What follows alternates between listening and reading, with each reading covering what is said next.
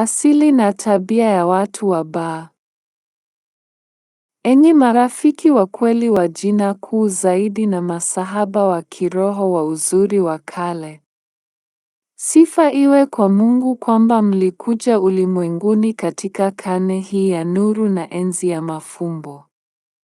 Uliingia chini ya kivuli chake cha kujilinda, mlipata siri ya kuwepo na kuongozwa na nuru yake tukufu. Mlikuwa mpendwa kiasi gani kwa kuwa mlipata maarifa na utambuzi.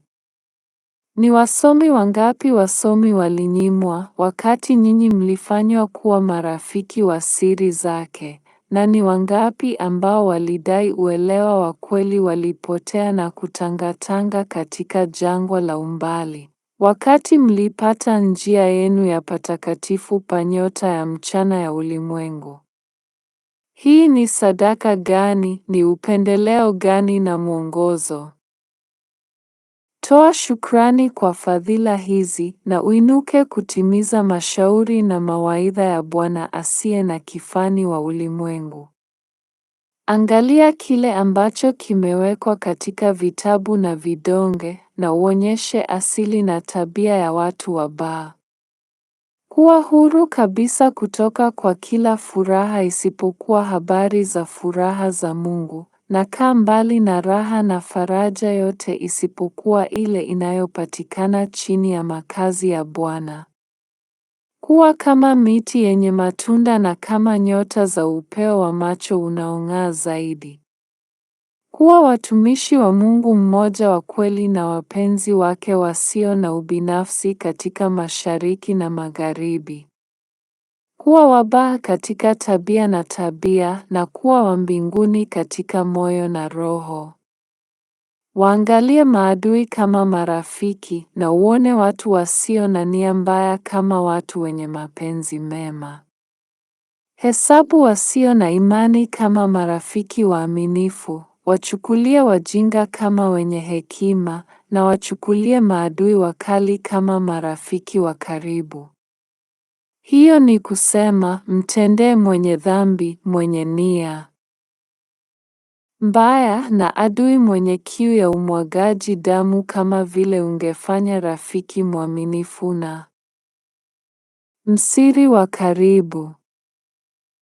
Maana yangu ni hii, kuwa chanzo cha wema safi na fadhila kamili, usiangalie ustahili au sifa ya watu. Katika kila enzi na mzunguko, upendo na uvumilivu vimeamriwa, lakini kisingizio kiliendelezwa kila wakati, na hilo lilikuwa swali la kustahili au kutostahili, kwamba mtu huyu alikuwa na nia mbaya na mjanja au yule mwenye kiu ya damu na chuki. Na hata kama msamaha ulionyeshwa, lawama na lawama zilienda sambamba na msamaha na msamaha. Katika kipindi hiki, hata hivyo, mambo yote kama haya yamefutwa, na upendo wa dhati na fadhili kwa watu wote zimewekwa wazi katika kitabu. Mng'ao wa Bwana mwenye upendo daima ulimwagika mashariki na magharibi kutoka Uajemi. Ulimwengu wa vumbi uliachiliwa kutoka kwa yote yaliyo ya kukandamiza na giza na ukawa mwangaza na mkali. Nuru ya ukweli iliangaza juu ya ulimwengu wa udanganyifu na kuifanya ulimwengu wa kawaida kuwa kioo cha mahali na kupamba ndege ya chini na picha za ukumbi wa juu.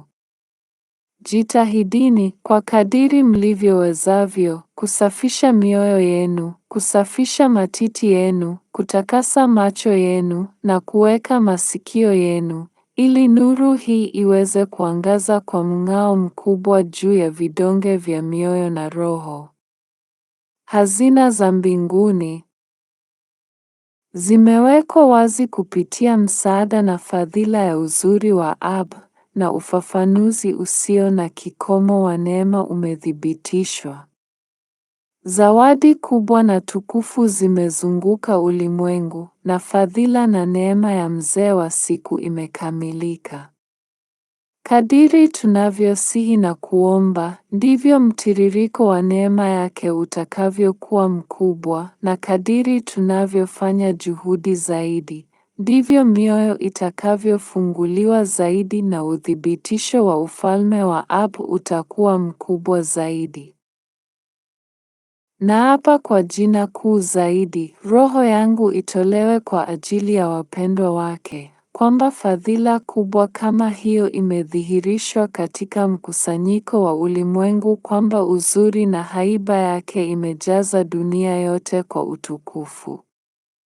Fadhila hii ya kuchochea roho ni ya yule ambaye katika siku hii anajitahidi kwa moyo na roho kufundisha sababu, ambaye hana hamu ya mchana au usiku lakini kueneza manukato ya kimungu, na ambaye hadhamini tumaini isipokuwa kuinua neno la Mungu.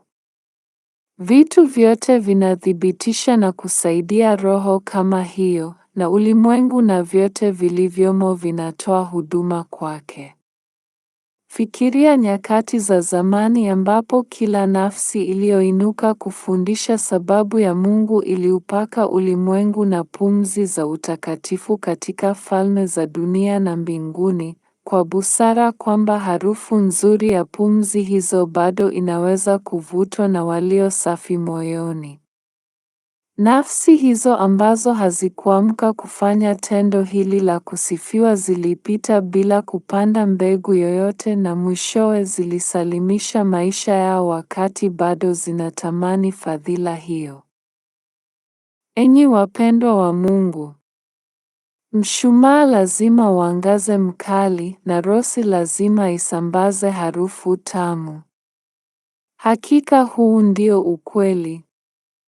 Ni matumaini yangu kwamba, kwa neema ya uzuri wa kale, mpendwa wa Mungu anaweza kuungana na watu wote wenye sifa za mbinguni, na kwamba taa za usafi na utakatifu, za unyenyekevu na unyenyekevu, za kujitenga na unyakuo zinaweza kuangaza kutoka kwa nyuso zao. Washirikiane na watu kwa adabu ya hali ya juu, heshima, utulivu na utulivu, kwa upendo kwa wenye haki na huduma kwa waaminifu. Waonyeshe ukamilifu na sifa ambazo zingesababisha watu wote kushangaa. Nafsi kama hizo zinastahili kuhusiana na uzuri wa Ab. Kuwa kibaha ni kuwa mfano halisi wa fadhila zote za kibinadamu.